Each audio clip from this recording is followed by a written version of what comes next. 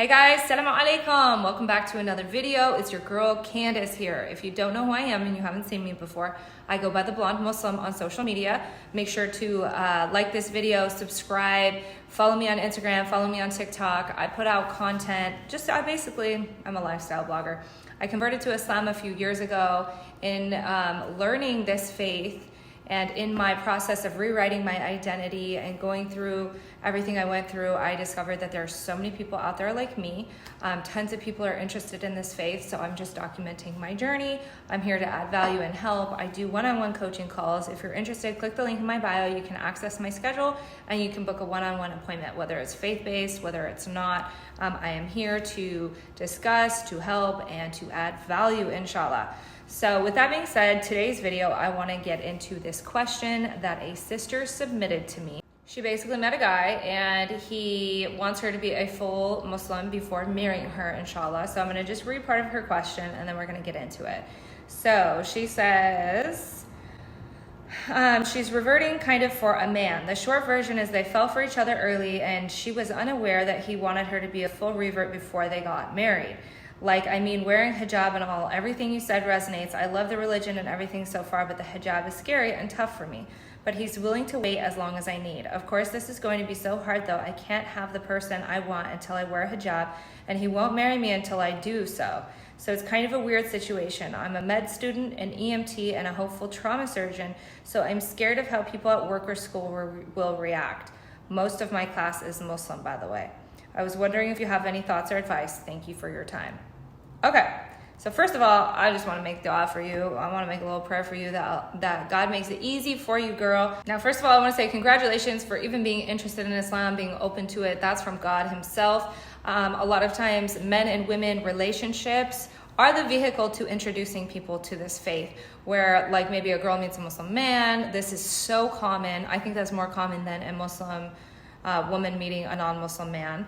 And this is just what happens. Now, I'm just going to come out and say it. This is not the faith. This is not Islam. There is no forcing. There is no making somebody wear hijab before marriage or anything like this. So let's just break it down. I'm going to break it down for you. You got a Muslim guy out here interested in non-Muslim women. Now, you didn't say if you are monotheistic, if you were practicing any kind of faith before. Now, in theory, Muslim men can marry a woman of the Abrahamic faiths, a Jew, a Christian, or a Muslim. But the ones that are practicing it as it was revealed, not a modern day Christian who is eating pork, drinking alcohol, like super sinful Christian. Now, like even in Islam, you can have a Muslim woman who wears the same outfits, who dates around, who drinks alcohol, who eats pork, and all these things, Allah guide us all. The difference is that, she believes in God and Muhammad sallallahu alaihi wasallam. Now, if you're a Muslim man looking for a Muslim wife, you would never marry the Muslim woman that's like that, because our faith teaches us to marry a high quality person of high character, good family values, good character, I think I already said that, and who is a person of faith, who is following the faith. And God recommends women to do the same. Don't just marry a man who prays but has no character.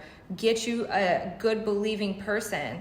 That is the basis. So I'm not making a judgment against you and saying that he's going for you and you're none of these things. I'm saying the first problem that lies in this situation is the fact that you've got a Muslim man looking outside of his faith, talking to women who are not even of his faith. And why is that happening? Why is that even a question? Now I get it. Maybe you guys are classmates. Maybe you guys are coworkers. You guys got introduced. And it sounds to me like, he's Muslim and he's firm in that. And over time, he has set his eye on you and he's like, okay, I want you, but you need to do the things so that I can be with you. So I get where he's coming from, that maybe he's trying to do the right thing and he's trying to, make you Muslim and make you be a proper Muslim so that he can marry you and have halal with you. But I don't think that's right, to be honest. That's just my personal opinion, is that he's wrong for that. Now, only God, Allah, makes Muslims. So if he put that in your heart, he put that in your heart. And if you put the curiosity in your heart, great. But you feel like you're doing it for a man, which to me is the wrong reason to want to marry a guy or convert to Islam.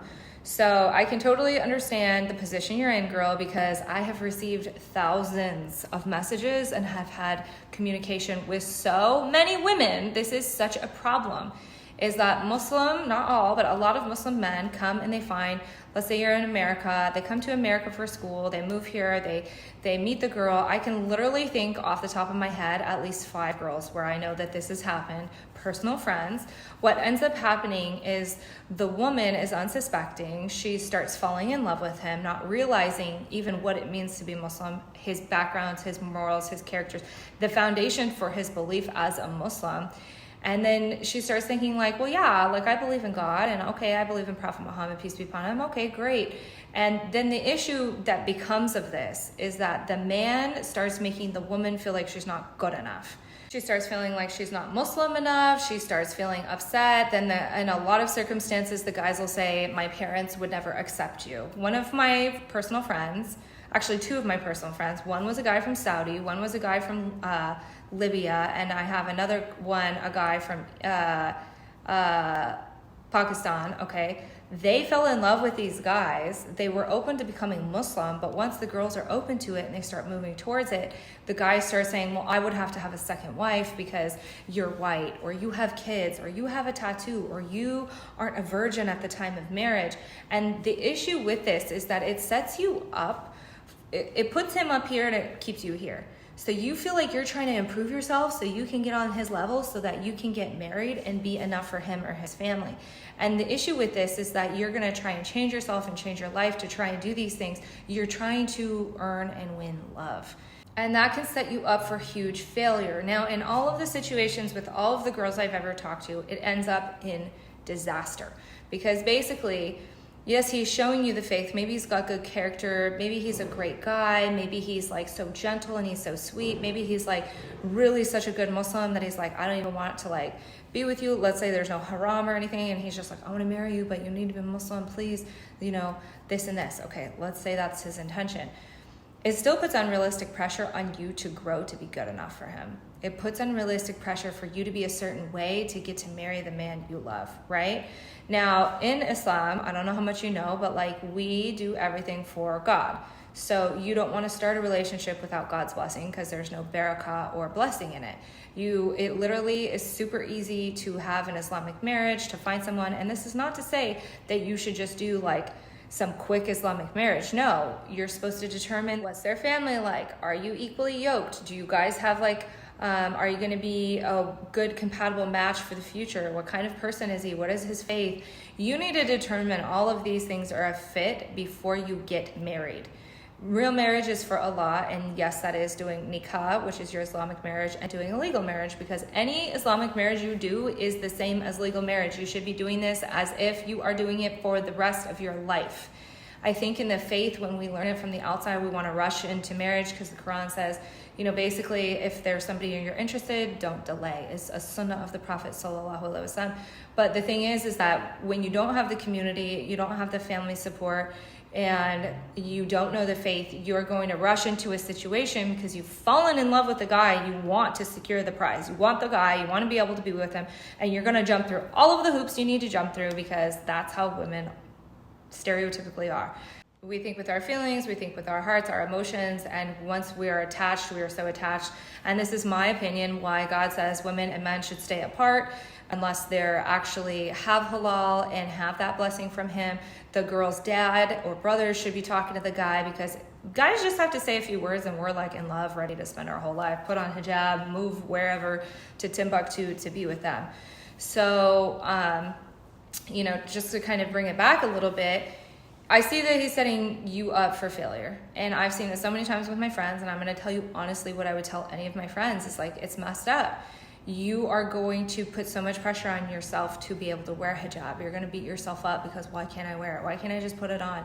The things you're going through as a revert, if you decide to do your shahada and be Muslim, you're going to go through an intense emotional and psychological, social and cultural journey where you are going to be changing everything about yourself. You're going to rewrite your identity. You're going to get new habits. You're going to be learning a different language and a different way of life. And your family may pick on you. Your classmates or whoever may think that you're crazy. And you're going to have thick skin and do it. You know what I mean? And it sucks to think you're going to go through all of that and at the same time be needing to earn or win validation from this guy to be able to be good enough. Like I said, maybe he's super sweet and it's just he's so halal. He's like, oh my gosh, I need you to wear it and this and that. He doesn't want people to see his wife, which is technically correct. You know, men are supposed to have ghira, which is like protection and a little bit of like that healthy jealousy to like, you know, want to protect them and clothe them from danger. And okay, I don't want you to show your hair because this is like, men know how men are. But again, like I think that the issue lies in the fact that he is making you do it before he'll marry you. This to me suggests he can't even begin to imagine the emotional, social, psychological, cultural, spiritual changes you're going to go through. And if you are going to marry any man, girl, you need to make sure the man you choose understands who you are, understands the culture you come from, understands the journey you're about to embark on, that he's a man of real faith and patience, who's going to be like the Prophet sallallahu alaihi wasallam and the Sahaba, may Allah be pleased with them, and bring a new revert in and make excuses for them and say like, okay, take your time, like you're gonna learn in time, girl. You want somebody who's gonna be your protector and your rock, and not somebody who's going to make you feel bad for not growing fast enough. You want to make sure you're not going to be around somebody who's going to punish you for not wearing it or not empathize with you. Because even the Prophet, peace be upon him, and his companions, they made excuses for new reverts. They let them keep doing the bad things because they knew if they were like, come with me here, okay, wear hijab and pray and do this and no alcohol and this, that everybody's going to be like, why would I want to join that? So there's a lot of moving components here, and without really knowing your situation super in depth, all I can say is do not convert for a man. Do not wear a hijab for a man. Do not do this for a man, because all of these things are for the Creator. There is no compulsion or forcing or coercing in our faith. Like I said, maybe he just is a really, mashallah, great guy and is just like, I can't have a wife that doesn't have these things. But, you know, for you, my advice to you is, I know you love him, but find a man you're compatible with. Find a man who is going to understand your journey, that is not going to force you, who's going to respect you. This is another thing I've seen is, you know, the white, the American, the convert, the revert, whoever she is, not necessarily white, any non-Muslim. A lot of times we end up in abusive situations because we come from a different culture. We don't understand them in return. It becomes painful and difficult for us. What we end up seeing is like butting heads. She starts feeling like, you don't love me and care about me. Why are you so harsh? Why are you telling me to do this? Why are you telling me to do this? The reality is Western women are completely different from, you know, a lot of different cultures. A lot of the Muslim people who are raised, we're very different even from a lot of Muslim men who are raised here. We have been instilled with different values. You know, there's no right and wrong. There's only right by Islam. And it is very difficult for us to change and to grow and to do these things. That's why, you know, for me, you guys take your time, learn. If you want to be Muslim, learn your faith, determine who you are, get through your emotional, psychological issues before you want the help and the companionship of a man, because you will latch onto the first person you meet and you will end up in a disastrous situation. I'm not going to say 10 times out of 10, but at least 8 times out of 10. I've heard horror stories, people get taken advantage of. It is so essential you write your identity and you figure yourself out, learn your faith before you get married. Just like you said, you want to be, inshallah, a trauma surgeon. You will not go and start doing that job before you've gotten the education for it, right? You're not going to go apply and get the job and just show up and be like, I think I'm here to figure it out now. Like, what is even required of a trauma surgeon? You're going to need to learn the faith, the rules and responsibilities of man and woman on their own, the rules and responsibilities of man and husband and wife. You're going to need to know the faith. You're going to need to figure out what you would want in a spouse. And all of these things. And, you know, just in my own hijab journey, I had a terrible experience as a new Muslim. I was forced to wear it. It caused me more identity crisis. It was just like confusion. I hated myself. I couldn't wear it. I hated that I couldn't get this person to respect me or love me, even though I wore it. And it's like, that's just not the right foot to start on. So, you know, I pray it's easy for you, girl. My advice would be, take this guy out of the equation. Don't even think about him. Are you still interested in being Muslim? Is this a path that you really see yourself on? Is this something you want to do for you and your Creator? Are you genuinely interested in it? Do you genuinely want to do these things? Is the interest and curiosity in your heart without him? And, you know, don't be giving him the relationship before he marries you. Do not act like his girlfriend. Remember that in Islam, there is no relationship before nikah. Do not be treating him like your boyfriend. Be treating him special. If he wants to marry you, he can marry you. And he can come and he can give you a dowry and he can make the announcement and he can be nice to you and know that if you ever wear hijab, it's for God. Everything we do is for God. Don't aim to please creation, aim to please God. And if you become his wife and this is like an obligation, you're already going to have that hurt in your heart and feel like you're not good enough.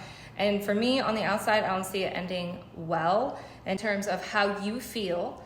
And like I said, the issue is, why doesn't he go marry a hijabi if that's what he wants? If he's fallen in love with you and he's trying to be, diplomatic and stuff. At the same time, I will say, girl, if there is two believers who want to get married, it is haram or sinful to delay. Two, it is haram to stand in the way of people who want to get married, getting married.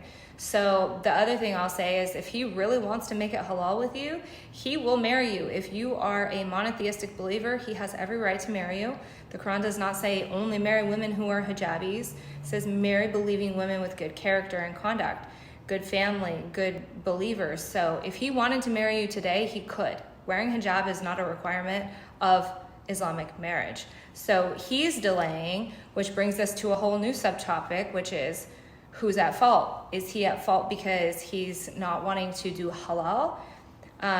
If you're willing to marry him today and he's dragging his feet because he wants you to wear hijab, does the sin lie on him or you? I pray you guys can keep it halal and navigate this situation safely and, responsibly, because this is a huge deal. And a lot of times, women marry into these families and they have an amazing experience. Their partner is kind and loving. It makes it easy for them to learn and grow.